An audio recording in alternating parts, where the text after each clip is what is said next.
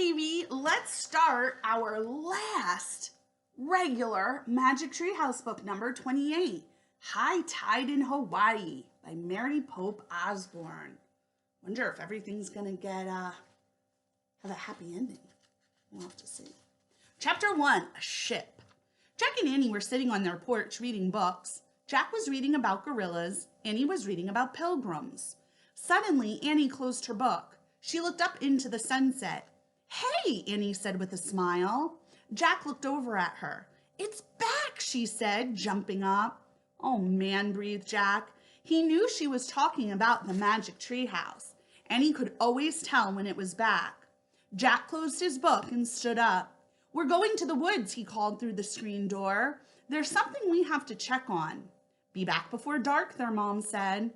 "We will," said Jack. He picked up his backpack, then he and Annie headed across the yard. When they got to the sidewalk, they started running. They ran up their street and into the Frog Creek woods. In the last light of day, they hurried between the trees. Finally, they came to the tallest oak. They held their breath as they looked up. The Magic Tree House was back. "Good going," said Jack. "Thanks," said Annie. She started up the ladder. Jack followed. It was nearly dark inside, but the sun-dried wood smelled like a summer day. "What kind of special magic will we look for this time?" said Jack. They glanced around the tree house. They saw the scrolls they brought back from Shakespeare's theater. They saw the twig from the mountain gorillas and the pouch of corn seeds from the first Thanksgiving.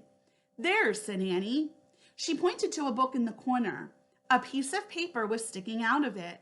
Jack picked up the book, then he pulled out the paper and read, "Dear Jack and Annie, good luck on your 4th journey to find a special magic. This secret rhyme will guide you. To find a special magic, build a special kind of ship that rides the waves both high and low on every kind of trip. Thank you, Morgan." Jack looked at Annie. "A ship," he said. She shrugged. "Yep, I guess we have to build a ship. Where do we go to build it?" She and Jack looked at the book's cover. It showed palm trees, a beach, and a beautiful ocean. The title was A Visit to Old Hawaii. "Oh, wow," said Annie. "I love Hawaii." "How do you know you love it?" Jack asked. "We have never been to Hawaii." "Well, we're going now," said Annie. She pointed at the cover. "We wish we could go there." The wind started to blow. The treehouse started to spin. It spun faster and faster. Then everything was still. Absolutely still. Chapter 2, Aloha. Jack opened his eyes. A gentle wind brushed against his skin. It smelled sweet and fresh. Annie looked out the window. "Nice," she said. Jack looked out too. The treehouse had landed on a tall palm tree. The palm tree was at the edge of a flowery meadow. On one side of the meadow, a cliff dropped down to the beach and ocean. On the other side of the meadow were the rooftops of a small village. Beyond the village were tall gray mountains. Misty clouds hid their peaks. Waterfalls gushed down their sides. "I told you I loved Hawaii," said Annie. "Don't you?" "I have to learn about it first," said Jack. He pushed his glasses into place and opened their research book. He read aloud. "Hawaii is a chain of islands in the Pacific Ocean. The largest island is Hawaii, which gives its name to the whole group. The islands were formed millions of years ago by volcanoes. The volcanoes erupted under the ocean. Over time, their craters rose above the water." "Wow," said Annie, "we're on the top of a volcano." "Yeah," said Jack. He read on. "The volcanic rock crumbled and turned to soil. Over millions of years, wind and birds dropped seeds on the islands. Plants and trees began to grow, and birds and insects made their homes." "Cool," said Jack. He took out his notebook and pencil and wrote, "Wind and birds brought seeds." He read some more. "About 2,000 years ago, people first came to Hawaii. They came in canoes from other islands in the Pacific. They rowed for thousands of miles across the ocean, guided only by the wind and stars." "Hey, listen," said Annie. Jack put down the book and listened. Sounds of music and laughter floated on the breeze. "There must be a party in that village," said Annie. "Let's go." "What about building that ship?" asked Jack. "We'll figure that out later," said Annie.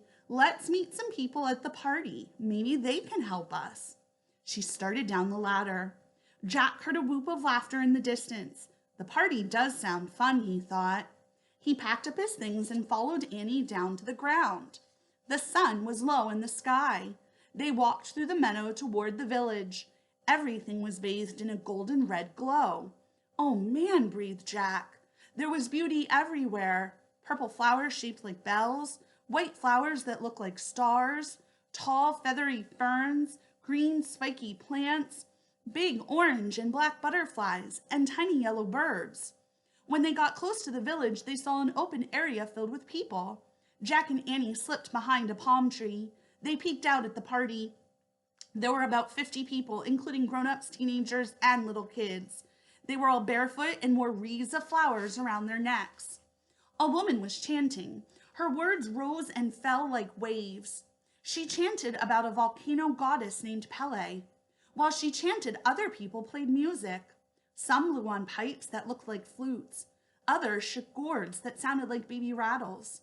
Some hit sticks together to make clicking sounds. Most of the villagers were dancing to the music. They stepped from side to side. They swayed their hips and waved their hands. "They're doing the hula," whispered Annie. She smiled and waved her hands too. "Don't get carried away," whispered Jack. He took out their book and found a picture of Hawaiians dancing. He read, "The early Hawaiians had no written language. They told stories with hula dancing. The hula is a blend of dancing and chanting poetry." Jack pulled out his notebook and started a list about early Hawaii. No written language, stories with hula. Suddenly, Jack heard laughter and clapping. He looked up. Annie was gone. Jack peeked out from behind the tree. Annie was doing the hula with the dancers. But no one seemed surprised. Everyone just smiled at her as they kept dancing. A girl caught sight of Jack. She looked about Annie's age. She had long, shiny black hair and a big, friendly smile. "Come do the hula," she called to him. "No way," Jack breathed. He slipped behind the tree again, but the girl danced over to him and took his hand. "Join us," she said. "No thanks," said Jack. The girl didn't let go. She pulled Jack into the open. The music got louder. The dancers and musicians nodded and smiled at Jack. Jack stood still. He didn't know how to do any kind of dance, let alone the hula. He stared at the ground, clutching his backpack and notebook until the music and dancing ended. The Hawaiians gathered around Jack and Annie. They all had friendly, open faces. The music started again. As people began to dance, I turned the wrong page. "Who are you?" the young girl asked. "I'm Annie," said Annie. "This is my brother, Jack." "I'm Kama," the girl said. "This is my brother, Boca." She pointed to a boy in the crowd who looked about Jack's age. The boy stepped forward. He grinned a big grin, just like his sister's. He pulled off his wreath of red fluffy flowers and put it around Annie's neck. "A lei to welcome," Boca said. Kama then pulled off her lei and put it around Jack's neck. "Aloha, Jack and Annie," everyone said.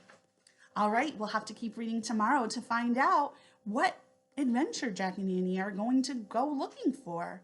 Keep reading.